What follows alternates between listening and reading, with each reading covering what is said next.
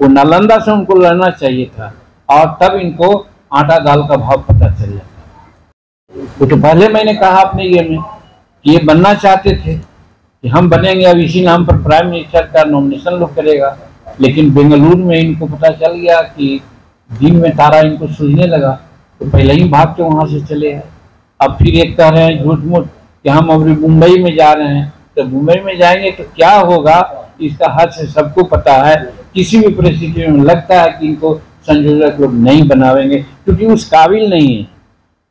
देश की राजनीति चलाना कोई मामूली बात नहीं। जब बिहार की राजनीति इनसे नहीं चली, चाहे हर फ्रंट पर जिसकी चर्चा मैंने किया, सामाजिक सेक्टर में, भूमि सुधार में, करप्शन में, विकास में तो यही काम हुआ है। गया में जानते हैं, गया में उल्टी गंगा बहाने के नाम पर, तर्पण के नाम पर 4100 करोड़ रुपया इन्होंने खर्च किया। नवादा को भी अगर तर्पण देंगे तो और खर्च होगा, 6000 करोड़ रुपया खर्चा होगा तर्पण के लिए।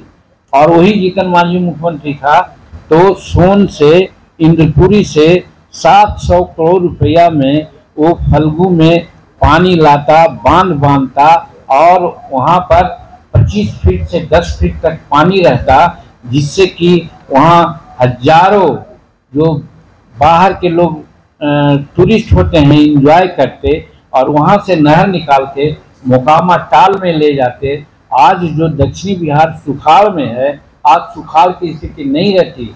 अंडरग्राउंड वाटर जो 20 फीट से 25 फीट 40 फीट तक चली गई है।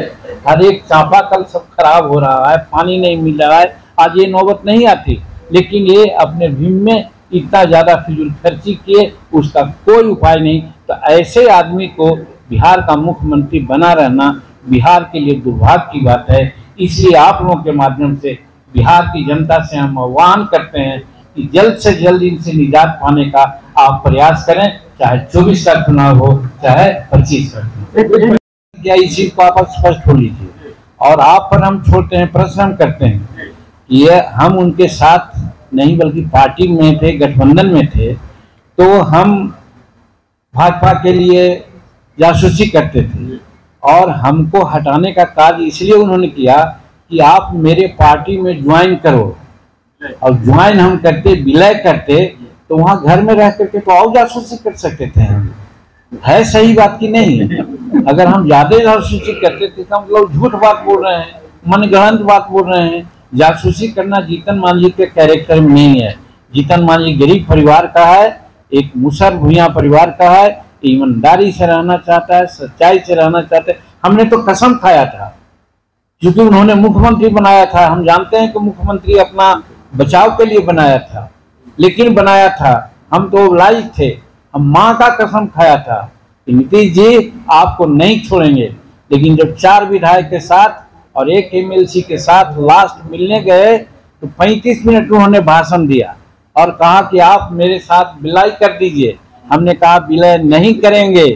तब कहीं कि बाहर जाओ, 2 बार कहीं बाहर जाओ, तब हम समझे कि मेरा कसम खत्म हो गया। एनडीए में क्या बात हुई है आगे?